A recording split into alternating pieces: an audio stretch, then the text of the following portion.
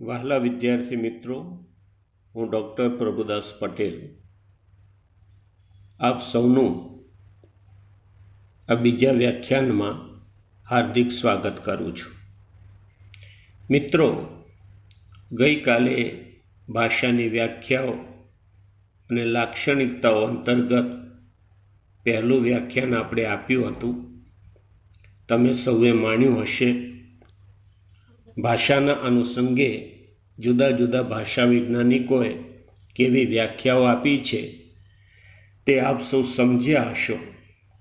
આજે આપણે જુદા જુદા ભાષાવિદે જે વ્યાખ્યાઓ આપી છે એમાંથી ફલિત થતી લાક્ષણિકતાઓની વાત કરવી છે. તો મિત્રો, આ બધી વ્યાખ્યાઓમાંથી તમે આ સ્ક્રીન ઉપર જોઈ શકો છો તેમ ભાષાની પહેલી લાક્ષણિકતા છે કે એ સિમ્બોલ્સ છે. ભાષા એ સંકેતો છે. આ ભાષા વૈજ્ઞાનિકોએ વ્યાખ્યાઓ આપી છે તેમાં પણ ભાષા સિમ્બોલ છે એવું કોઈને કોઈ રૂપે ફલિત થાય છે. એડવર્ડ સેપીર ફોનેટિક્સ અથવા તો ફોનેટિક એવો શબ્દ પ્રયોજે છે. તો ફોનેટિક એટલે ધ્વનિ સંકેતો, એટલે ભાષા સંકેતો છે એવું એ પણ સ્વીકારે છે. રોબર્ટ હોલની વ્યાખ્યામાં જોશો તો સિમ્બોલિઝમ, તો અહીંયા પણ સંકેતો, ભાષા સંકેતો રૂપે છે એવું ફલિત થાય છે. તો સ્તુત્વની વ્યાખ્યામાં પણ સિમ્બોલ્સ એવું આપણને મળે છે. તો મિત્રો, ભાષા સિમ્બોલ્સ છે, સંકેતો છે એવું પહેલું લક્ષણ આપણને ભાષાનું મળે છે. પણ ભાષાના સંકેતો કેવા છે એ પણ આ વ્યાખ્યાઓમાંથી આપ જોઈ શકશો કે સેપીરે ફોનેટિક એમ કહ્યું છે, ધ્વનિ સંકેતો એમ કહ્યું છે, પણ સંકેતો કેવા હોય એ કશું અહીંયા એની વ્યાખ્યામાંથી આપણને મળતું નથી. પણ રોબર્ટ હોલની વ્યાખ્યામાં તમને કંઈક વિશેષ મળે. સિમ્બોલિઝમ. પણ કેવા સિમ્બોલિઝમ? તો એને એનું વિશેષણ વાપર્યું છે ઓરલ વડિટરી હેબિટ્સ, આર્બિટરી સિમ્બોલિઝમ. એટલે ઓરલ વડિટરી હેબિટ્સ. હેબિટ એટલે આદતો. હેબિટ એટલે આદતો. શેની આદતો? મૌખિક આદતો. ઊંઢા દ્વારા જે બોલીએ છીએ એ કેળવાયેલી આદતો, અને એ પણ આર્બિટરી હોય એવું આ બે લક્ષણો આપણને રોબર્ટ હોલની વ્યાખ્યામાં મળે. તો સ્તુત્વની વ્યાખ્યામાં પણ આ બે લક્ષણો આપણને મળે કે આર્બિટરી વોકલ સિમ્બોલ્સ. સિમ્બોલ્સ તો હોય જ ભાષા, પણ સિમ્બોલ્સ કેવા હોય? તો આર્બિટરી વોકલ સિમ્બોલ્સ. તો મિત્રો, સંકેતો એ અંતર્ગત ભાષાના સંકેતો કેવા? તો આપણને બે લક્ષણો મળે કે અહીંયા બે રૂપે મૂક્યું છે આપણે, યાદૃચ્છિકતા આર્બિટરી, અને બીજો વાચ્ય શ્રાવ્ય વોકલ કે ઓરલ. હવે આપણે સંકેતોના સંદર્ભમાં થોડી ચર્ચા કરીએ. પહેલું લક્ષણ આપણે આપ્યું, ભાષાની પહેલી લાક્ષણિકતા એ કે ભાષા સંકેતોની વ્યવસ્થા છે, સિમ્બોલ્સ છે. દરેક ભાષાવિદે સ્વીકાર્યું છે કે ભાષા સંકેતોની વ્યવસ્થા છે. પણ મિત્રો, માણસ જેને ઉપયોગમાં લે છે એવા સંકેતો તો ઘણા બધા પ્રકારના હોય છે.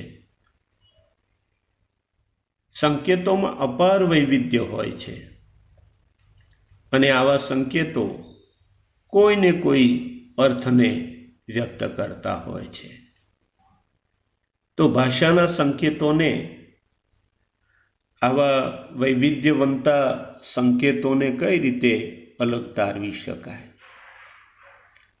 ભાષાના સંકેતો એ ભાષાની વ્યવસ્થાના ભાગરૂપે હોય છે. એ ચોક્કસ નક્કી થયેલા હોય છે. બધા પ્રકારના સંકેતોને ભાષાના સંકેતો ન કહી શકાય. મિત્રો, સંકેતો જોઈ શકાય એવાય આપણે જોઈ શકીએ છીએ. કેટલાક સાંભળી શકાય એવાય સંકેતો હોય છે. એટલે સંકેતોનું વૈવિધ્ય ઘણું બધું હોય છે. આપણી આજુબાજુ આપણે દૃશ્ય શ્રાવ્ય ઘણા બધા સંકેતો અનુભવતા હોઈએ છીએ. જેમ કે ઈશારા, હાથની અનુકરણાત્મક ક્રિયાઓ, કોઈ ચિહ્ન રૂપે, કોઈ આકૃતિ રૂપે, મોઢાના હાવભાવ, ચેષ્ટાઓ, આપણે ડચકારો કરીએ છીએ એ પણ સંકેત છે. લાલ કે લીલી ઝંડી, રસ્તાની આડી અવળી રેખાઓ કે સિમ્બોલ્સ, આવા ઘણા બધા પ્રકારના સંકેતો આપણે જોઈએ છીએ. આ સંકેતોમાં ઘણું વૈવિધ્ય હોવા છતાં સામાન્ય રીતે આ સંકેતોને આપણે 3 પ્રકારમાં વહેંચી શકાય. મિત્રો, સંકેતોને આપણે બરાબર સમજીએ અને એ સંકેતોથી ભાષાના સંકેતો કઈ રીતે અલગ છે એને સમજવા માટે સંકેતોને આપણે 3 પ્રકારમાં વહેંચીને પછી એની ચર્ચા કરીએ. સંકેતોમાં પહેલા પ્રકારના સંકેતો છે ચિત્રાત્મક કે પ્રતિનિધાત્મક સંકેતો. કોને આપણે ચિત્રાત્મક કે પ્રતિનિધાત્મક સંકેતો કહી શકીએ? તો મિત્રો, જે સંકેતો મૂળ વસ્તુ સાથે સંપૂર્ણ કે આંશિક રૂપે સામ્ય ધરાવે છે, જેમાં વસ્તુનું સાક્ષાત ચિત્ર પ્રતિનિધાન થાય છે, એવા સંકેતોને ચિત્રાત્મક કે પ્રતિનિધાત્મક સંકેતો કહીએ છીએ. હવે આપણે દૃષ્ટાંત આપીએ. દાખલા તરીકે ચિત્ર, મૂર્તિ, રસ્તો કે દિશા બતાવતી આડી અવળી રેખાઓ કે નિશાનીઓ, નિશાળે જતા બાળકનું ચિત્ર, આવા બધા સંકેતો ચિત્રાત્મક કે પ્રતિનિધાત્મક હોય છે. મિત્રો, આપણી ભાષાના સંકેતો તો ક, ખ, ગ ગુજરાતી ભાષાના, ABCD અંગ્રેજી ભાષાના, દુનિયાની 3000 ઉપરાંત ભાષાઓ છે. એમાં જેને લેખન સાંપડ્યું છે એમાં, અને મૌખિક બોલાય છે, જેને લિપિ નથી સાંપડી, એવી દરેક ભાષાઓમાં ભાષાના જે સંકેતો છે એ તો કોઈ ચિત્ર, મૂર્તિ, રસ્તો, આડી અવળી રેખાઓ આવા ચિત્રાત્મક કે પ્રતિનિધાત્મક ના જ હોય. તો આ હતો સંકેતોનો પહેલો પ્રકાર. બીજા પ્રકારના સંકેતો મિત્રો, જેને અભિવ્યંજનાત્મક સંકેતો કહેવાય. હવે બરાબર સમજી લો કે અભિવ્યંજનાત્મક સંકેતો કોને કહેવાય. આ સંકેતોનો બીજો પ્રકાર એટલે અભિવ્યંજનાત્મક સંકેતો. મિત્રો, આ પ્રકારના સંકેતો લાગણી કે ભાવને કારણે જન્મે છે. લાગણી કે ભાવને કારણે જન્મે તેને અભિવ્યંજનાત્મક સંકેતો કહેવાય. આપણા પક્ષીઓ અને પ્રાણીઓ લાગણી કે ભાવને કારણે એ અવાજ કરે છે. તો પક્ષી અને પ્રાણીઓના અવાજોને બહુધા આપણે અભિવ્યંજનાત્મક સંકેતો કહીએ. આપણે પણ આવા સંકેતો પ્રગટ કરતા હોઈએ છીએ. દાખલા તરીકે રુદન એ દુઃખનો સંકેત છે, એટલે અભિવ્યંજનાત્મક સંકેત કહેવાય. એ રીતે મોઢા ઉપર લાલાશ થઈ આવે, લાલી, એ લજ્જાનો સંકેત છે. ચહેરાની ફિક્કાશ કે પરસેવો એ પણ ભયનું ચિહ્ન બની શકે છે. આપણા મુખભાવ અનેક રીતે મોઢા ઉપર જે ચેષ્ટાઓ પ્રગટ થાય છે, આંખો દ્વારા જે પ્રગટ થાય છે, એમાં આપણે કોઈને કોઈ ભાવ આરોપતા હોઈએ છીએ. તો ભાવને પ્રગટ કરતા આવા જે સંકેતો છે એને આપણે અભિવ્યંજનાત્મક સંકેતો કહી શકીએ. મિત્રો, ભાષાના સંકેતો પણ આવા પ્રકારના ન હોઈ શકે, નથી હોતા. હવે ત્રીજા પ્રકારના સંકેતો જે ચિત્રાત્મક પણ નથી અને અભિવ્યંજનાત્મક પણ નથી, તો આર્બિટ્રેરી એટલે કે યાદૃચ્છિક. ભાષાના સંકેતોમાં યાદૃચ્છિકતા રહેલી છે મિત્રો, પણ એ સિવાય પણ આપણા વ્યવહારમાં આપણે યાદૃચ્છિક સંકેતો જોઈએ છીએ. જગતની દરેક ભાષામાં પોતાનું કામ ચલાવવા માટે કે પોતાની વ્યવસ્થા માટે કોઈ ચોક્કસ ધ્વનિ સંકેતો નક્કી થયેલા હોય છે. આ ધ્વનિ સંકેતો ચોક્કસ અર્થ નિપજાવવા માટે નક્કી થતા હોય છે. એટલે ભાષાના સંકેતોમાં યાદૃચ્છિકતા હોય છે, પણ કેટલાક આપણે વ્યવહારમાં કેટલાક સંકેતો જોઈએ છીએ, એમાં આપણને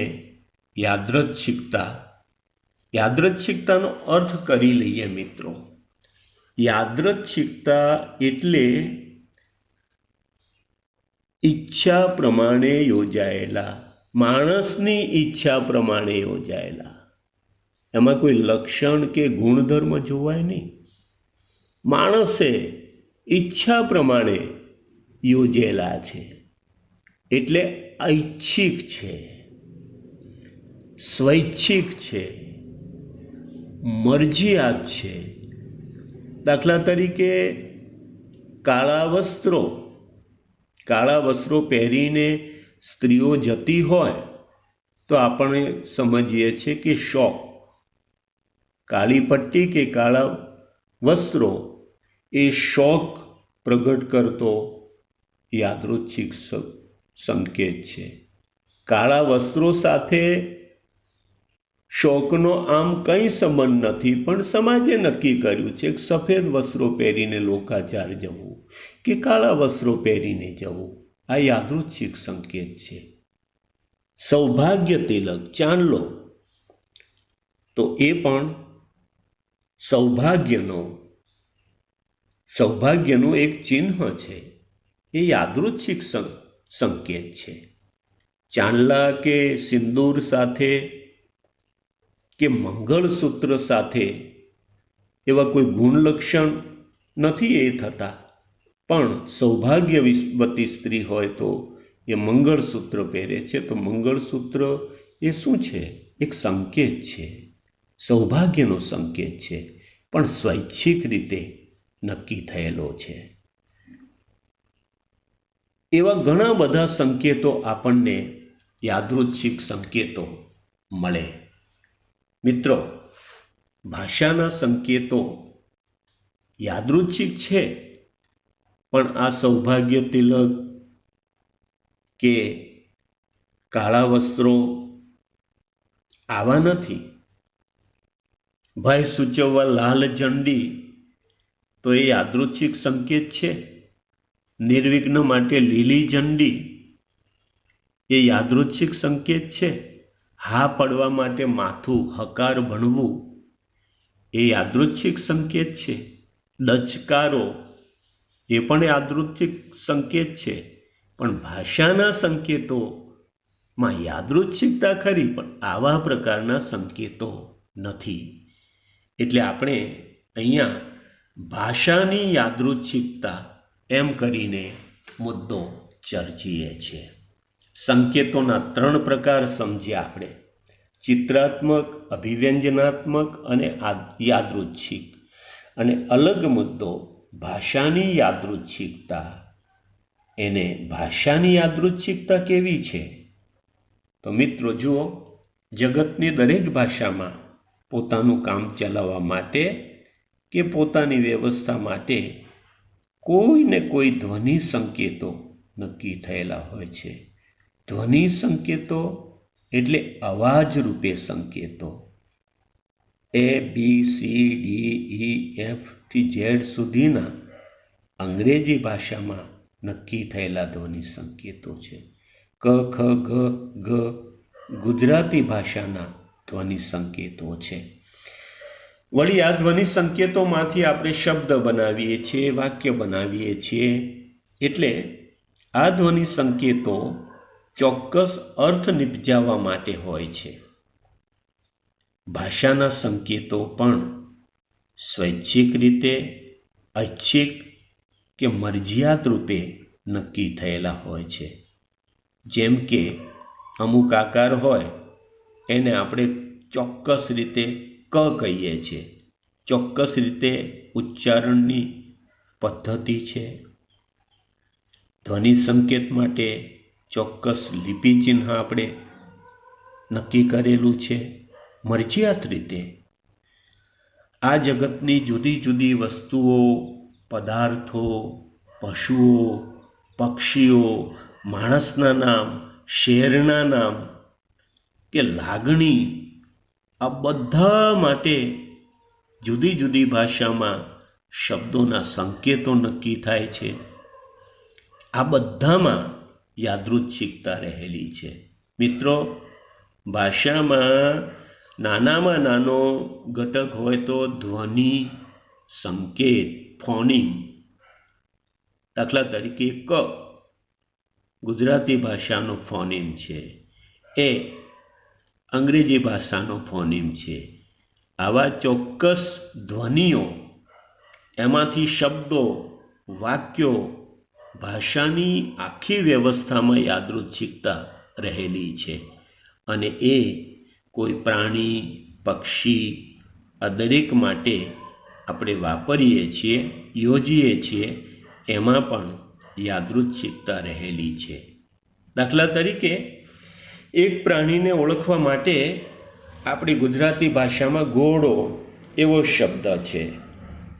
હવે ગુજરાતીમાં એક પ્રાણીને આપણે ઘોડો કહીએ છીએ, એને બીજી ભાષાઓમાં તમે જુઓ, આપણે અહીંયા ઘોડો એમ ઉચ્ચારતા જ આપણને એક ચોક્કસ પ્રાણીનો ભાસ થાય છે.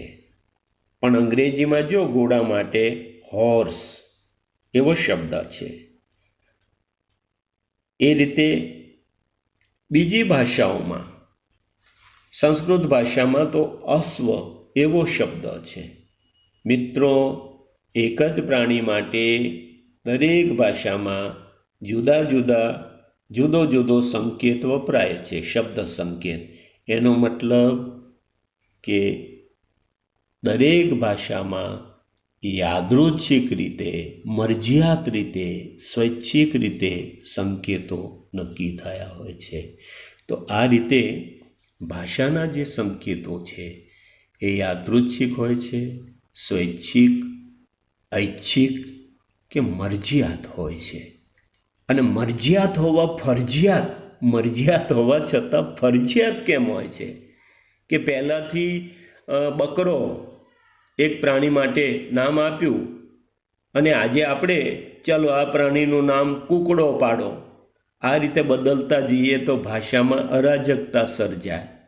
એટલે આ જે સંકેતો છે ને એ યાદૃચ્છિક છે, છતાં પણ મરજિયાત છે, છતાં પણ આપણે ફરજિયાતપણે એનું પાલન કરીએ છીએ.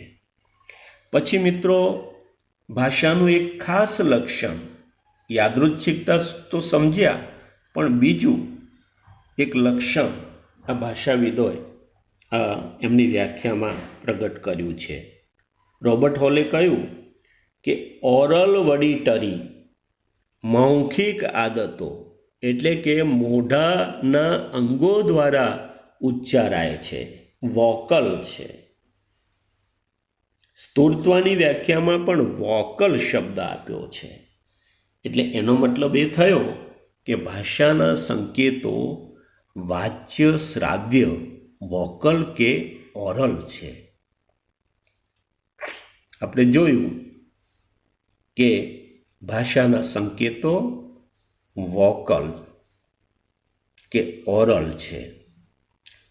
સુવિદિત છે. આપણે જાણીએ છીએ કે ભાષા એ ઉચ્ચારણ છે, ઉચ્ચારણથી જીવે છે, અને ઉચ્ચારાય છે એ જ ભાષાનું ખરું સ્વરૂપ છે. એટલે ભાષાના સંકેતો ઉચ્ચારી શકાય તેવા હોય, વોકલ હોય, અને ઉચ્ચારી શકાય તો બીજી બાજુ સાંભળી શકાય, અને સાંભળી ના શકીએ તો અર્થ જ ગ્રહણ ના થઈ શકે. એટલે ભાષાના સંકેતો વાચ્ય, શ્રાવ્ય હોય છે, વાંચી શકાય, ઉચ્ચારી શકાય અને સાંભળી શકાય તેવા હોય છે. દાખલા તરીકે ક, ખ, ગ, ઘ ગુજરાતી ભાષાના ધ્વનિ ઘટકો છે.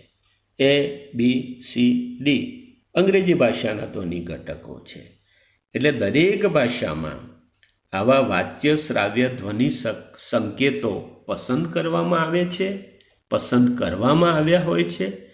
એમાંથી શબ્દો બને છે અને શબ્દોમાંથી વાક્યો બને છે.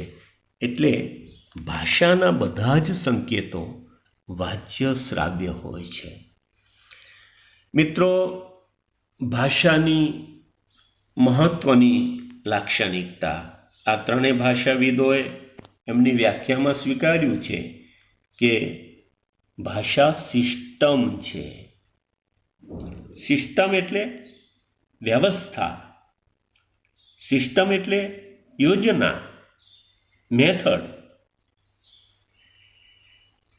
દરેક તંત્રમાં વ્યવસ્થા હોય છે. વિશ્વની દરેક ભાષાને તેની આગવી યોજના કે વ્યવસ્થા હોય. ભાષામાં જો વ્યવસ્થા ના હોય મિત્રો, તો ભાષા દ્વારા સ્પષ્ટ અર્થઘટન જ ન થઈ શકે. અને અર્થઘટન માટે તો ભાષા છે, વિચારો વ્યક્ત કરવા છે, ભાવ વ્યક્ત કરવા છે. જો એનું અર્થઘટન ના થતું હોય તો એ યોજવાનો અર્થ શું? ભાષા લાંબા સમય સુધી નભી ન શકે જો વ્યવસ્થા ન હોય તો. એટલે ભાષાના દરેક પાસામાં વ્યવસ્થા હોય છે. હા, ભાષાની આ વ્યવસ્થામાં ક્યાંક અધૂરપનો આપણને અનુભવ થાય.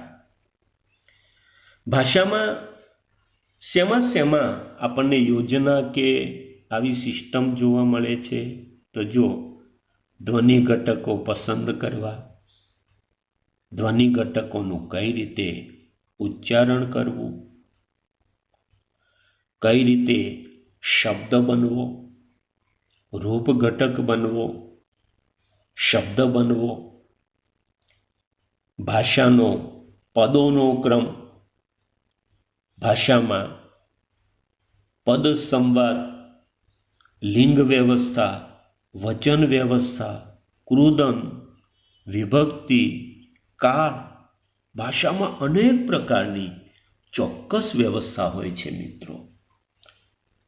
તો ભાષાને વ્યવસ્થા વિના ચાલે નહીં. જો એનો આપણે અર્થક્ષમ રૂપે ઉપયોગ કરવો હોય તો ભાષામાં વ્યવસ્થા વિના ચાલે નહીં.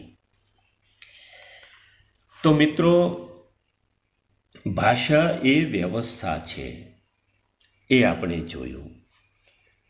આગળ જતાં એક સામાજિક જૂથના સભ્યો, member of A social group, member of A social group, સામાજિક જૂથના સભ્યો. આ ભાષાનું લક્ષણ છે. ભાષા એ એક ચોક્કસ પ્રકારના જૂથની એક અભિવ્યક્તિ માટે છે. પણ એક સામાજિક જૂથ એટલે એક જ ભાષા બોલતા બધા જ ભાષકોનું જૂથ, એટલે એક સામાજિક જૂથ એમ સમજવાનું છે. પટેલોની જુદી ભાષા અને વાણિયાઓની જુદી ભાષા અને બ્રાહ્મણોની જુદી ભાષા એમ નહીં, ગુજરાતી બોલતા બધા જ લોકોને એક સામાજિક જૂથમાં ગણી શકાય. મિત્રો, ભાષા છે ને એ કુદરતી મૂડી નથી. આગળ પણ આપણે જોયું, ભાષા એ સમાજમાં રહેવાનું પરિણામ છે. બાળક જે સમાજમાં, જે ભાષા સમાજમાં, જે વાતાવરણમાં ઉછરે છે ત્યાંની ભાષા શીખે છે. એટલે ભાષા કુદરતી બક્ષિસ નથી કે આનુવંશિક સંસ્કાર નથી. એ સમાજ સર્જત મૂડી છે, સમાજમાં રહેવાનું પરિણામ છે. એટલે એને સામાજિક કે સાંસ્કૃતિક ઘટના કહી શકાય. એક વ્યક્તિ એકલો ક્યારે ભાષા શીખી શકતો નથી. નાનું બાળક જે સમાજમાં જન્મે, ઉછેર પામે કે મોટું થાય, એ સમાજની ભાષાને એ આત્મસાત કરે છે. અને બાળક જન્મે છે ત્યારથી કુટુંબ કે જે વાતાવરણમાં ભાષા સાંભળતો હોય છે તેને જે તે કુટુંબની ભાષા માતૃભાષા રૂપે મળતી હોય છે. અને આ ભાષા સમાજને સંગઠિત કરવાનું પણ કામ કરે છે. ભાષા ન હોત તો આ સમાજની કલ્પના જ ના હોત મિત્રો. આમ તો ઈશારા, સંકેતો કરીને આપણે બીજાને કશુંક સૂચવી શકીએ, પણ કશુંક મનનું પ્રગટ કરવું હોય તો ઈશારા કે સંકેતો દ્વારા પ્રગટ કરી શકાતું નથી. એકદમ અર્થપૂર્ણ રીતે પ્રગટ કરવું હોય તો ભાષા દ્વારા થઈ શકે છે. અને મિત્રો, છેલ્લું લક્ષણ તરીકે આપણે અહીંયા જોઈએ છીએ કે સહકાર અને વ્યવહાર, કોઓપરેટ એન્ડ ઇન્ટરએક્ટ.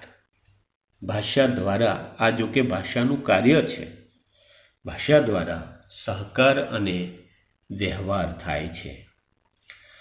સમાજ પાસેથી બહુમૂલ્ય બક્ષિસ રૂપે આપણને ભાષા મળી છે, જેનાથી માણસ સંપર્ક કરે છે, બીજા સાથે સંસર્ગમાં આવે છે, વ્યવહાર કરે છે, એકબીજાના પરિચયમાં આવે છે. એ ભાષાને લીધે પરસ્પર વૈચારિક આદાન પ્રદાન ભાષા દ્વારા જ સહજ રીતે થાય છે. જો ભાષા ન હોત તો સહકાર ન સાધી શકાયો, વ્યવહાર ન થઈ શક્યો હોત, માણસ આજે આટલો વિકાસ જ ન કરી શક્યો હોત. જોકે માણસના પરસ્પરના સહકાર, સંપર્ક કે પરિચય કે વૈચારિક આદાન પ્રદાન માટે ભાષા જેવું બીજું કોઈ સબળ માધ્યમ નથી મિત્રો. આમ તો ઈશારા, હાવભાવ, ચેષ્ટા કે ચિહ્ન જેવા સંકેતો દ્વારા એક માણસ બીજા માણસને કંઈક સૂચવી શકે ખરો, પણ મેં આગળ કહ્યું તેમ આવા સંકેતો મર્યાદિત બની રહે છે, એ સ્પષ્ટ હોતા નથી. ભાષા દ્વારા જ સ્પષ્ટ રીતે કહી શકાય છે. એટલે બ્લૂમફિલ્ડ નામના એક વિવેચકે, ભાષાવિદે કહ્યું કે the division of labour and with it the whole working of human society is due to language. ભાષા દ્વારા એક માનવ જૂથનું કાર્ય સફળ રીતે થઈ શકે છે. એટલે શ્રમ વિભાજન માટે બ્લૂમફિલ્ડે ભાષાને મહત્ત્વની ગણી છે. આમ તો માણસ માટે કહેવાયું કે એણે યંત્રો શોધ્યા, ઓજારો શોધ્યા. મિત્રો, બધા ઓજારો શોધ્યા, વિમાનો શોધ્યા અને ઘણું માણસે એની સુખાકારી માટે શોધ્યું છે, કમ્પ્યુટર સુધી. બરાબર, પણ એ બધા ઓજારો કરતાં ભાષાનું ઓજાર બહુ મહત્ત્વપૂર્ણ છે. કારણ કે જો આ ઓજાર જ ના હોત તો આટલો વિકાસ કે પ્રગતિ થઈ શકી ના હોત. એટલે પહેલાંના સમયમાં કહેવાતું કે માણસ ડાપણ ધરાવે એ એની વિશેષતા છે, પણ આપણે કહી શકીએ કે માણસ બોલી શકે છે એ એની વિશેષતા છે. એટલે એક ભાષાવિદે તો એ પણ કહ્યું હતું કે માણસ જ્યારથી બોલતો થયો ને ત્યારથી એ માનવ કહેવાવા માંડ્યો, તે પહેલાં નહીં. એટલે મિત્રો, ભાષાએ જ આપણને પ્રાણીઓથી અલગ પાડ્યા છીએ. ભાષાએ જ આપણને આટલી બધી પ્રગતિ કરાવી છે. ભાષાને લીધે જ આપણે સુસંસ્કૃત કે સામાજિક પ્રાણી છીએ. તો મિત્રો, અહીંયા ભાષાની લાક્ષણિકતાઓની વાત મેં કરી. આપ સૌ શાંતિથી આ વાત સાંભળી છે. વારંવાર આ વિડીયો જોજો, તમને ભાષાની લાક્ષણિકતાઓ પણ સરસ રીતે સમજાશે. પછીનો જે ટૉપિક હશે એ ભાષાનું કાર્ય અથવા તો ભાષાનું માનવ વ્યવહારમાં મહત્ત્વ. અહીંયા ભાષા વિશે સમજ્યા, પણ હવે પછી ભાષા દ્વારા થતા મહત્ત્વપૂર્ણ કાર્યો. આમ તો મોટા ભાગના આપણા કાર્યો એ ભાષા દ્વારા જ થતા હોય છે. ભાષા ના હોય તો ભલભલા કામો અટકી પડે અને આપણું વર્તન જ મોટે ભાગે ભાષા રૂપે વ્યક્ત થતું હોય છે. એટલે હવે પછી આપણે જ્યારે મળીશું ત્યારે ભાષાનું કાર્ય, માનવ વ્યવહારમાં ભાષાનું સ્થાન એ મુદ્દો લઈને મળીશું. અસ્તુ, અને આપ સૌને ખૂબ ખૂબ શુભેચ્છાઓ.